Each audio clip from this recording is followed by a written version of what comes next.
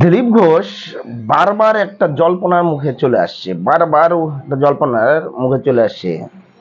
এই যে টিভি মিডিয়াগুলো আছে এবং যারা ইউটিউবার আছে, সবাই এই দিলীপ ঘোষকে নিয়ে নানান রকমের একটা প্রচার চালাচ্ছে। 21শে জুলাই মঞ্চে হবে, দিলীপ ঘোষও সেই একটা কথা বলেছে, কোনো না কোনো মঞ্চে হবে।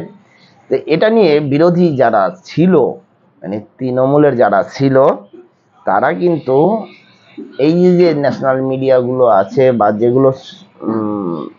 যেগুলো টিভি চ্যানেলগুলো আছে, তারা টিআরপি বাড়ানোর জন্য উঠে পড়ে লেগেছিল। টিআরপি যথেষ্ট পেয়েছে। যারা ইউটিউবাররা আছে তারা পর্যন্ত এই দিলীপ ঘোষকে নিয়ে নানান রকমের নানান জল্পনা তৈরি করেছে।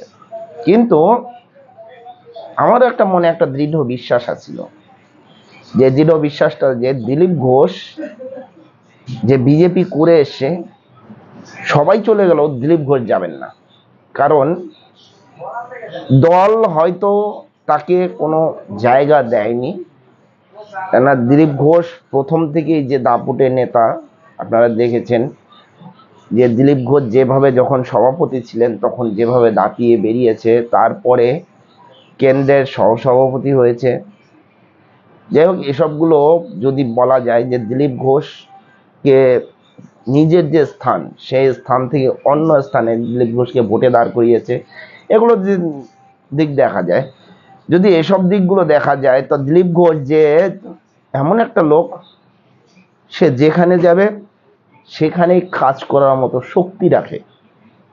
তাই শ্রমিক ভট্টাচার্য, আমাদের নতুন যে রাজ্য সভাপতি হয়েছেন, যে শ্রমিক ভট্টাচার্য বিজেপির যে রাজ্য সভাপতি, তিনি অবশ্য একটা কথা ভালো বলেছেন, যে দিলীপ ঘোষ যেখানে আছেন সেখানেই থাকবেন এবং কেন্দ্রীয় কমিটি দিলীপ ঘোষকে যেভাবে চালাবেন ঠিক সেভাবেই চলবে।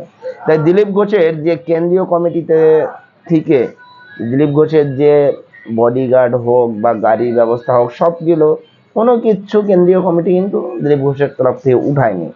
কারণ দিলীপ ঘোষ বিজেপির পশ্চিমবঙ্গের বড় একটা খুঁটি। দিলীপ ঘোষ নিজে বলছে যে আমার আগে শ্রমিক ভট্টাচার্য, শ্রমিক দা আমার আগে বিজেপিতে, আমার আগে থেকে বিজেপি করে। যদি রাগ ঘুষার ব্যাপার থাকতো, তাহলে যেহেতু শ্রমিক ভট্টাচার্য আগে এসে দলে, তারপরে দিলীপ ঘোষ আসে, তো দিলীপ ঘোষকে পরে সভাপতি বানানো হলো, তারা আগে কেন শ্রমিক ঘোষকে শ্রমিক দাকে বানানো হলো না? এসব একটা ব্যাপার থেকেই যায়। তবে দিলীপ ঘোষ যে দিলীপ ঘোষ, এটা কাউকে প্রমাণ করতে হয় না। কেননা বিশেষ করে অন্তত আমি এটুকু মনে করি যে দিলীপ ঘোষ এমন একজন বিজেপির কর্মী, যা ওই দুধের গাইদের ওই পাছায় লাথি খাওয়া লোকদের মতো নয়। যে পাছায় লাথি খেয়েছি তারপরে গিয়ে সেখানে চাটাচাটি করব। কার কথা বলছি জানেন তো? জয়প্রকাশ মজুমদার।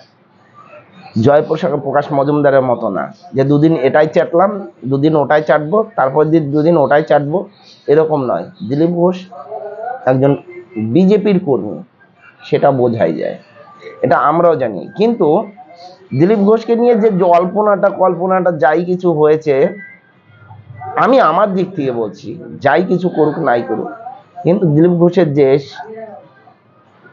এই যে জগন্নাথ কালচারাল সেন্টার, সেখানে যে যাওয়া উচিত হয় না, সেটা আমার ব্যক্তিগত দিক থেকে বলছি, সেটা আমার কাছেও কিন্তু পছন্দ সহিত হয়নি। কারণ দিলীপ ঘোষ আজকে নিজে বলেছে যে এই পার্টি করাকালীন তার সামনে অনেক লোক খুন হয়েছে, তা আমি কি করে এই দলটা ত্যাগ করি? একদম বাস্তব কথা। যে শাসক দল, তারা বিজেপির অনেক কর্মীকে হত্যা করেছে, সেটা দিলীপ ঘোষ দেখেছে। তাই যেসব বাঘের মুখে একবার রক্তের স্বাদ লেগে যায়, তারা যেমন রক্তের টেস্টটা ভুলতে পারে না, তা দিলীপ ঘোষও যে আদিকাল থেকে বিজেপি করে আসছে, সে কিন্তু এই বিজেপির স্বাদটা ছাড়া আর অন্য কিছুই জানে না। এই বিজেপি করার ভিতরে যে স্বাদ আছে, সেটা দিলীপ ঘোষ জানে। কি বলেন আপনারা? এ বিষয়ে যদি কিছু বলার থাকে অবশ্যই জানাবেন। জয় হিন্দ, বন্দে মাতরম, ভারত মাতা কি জয়।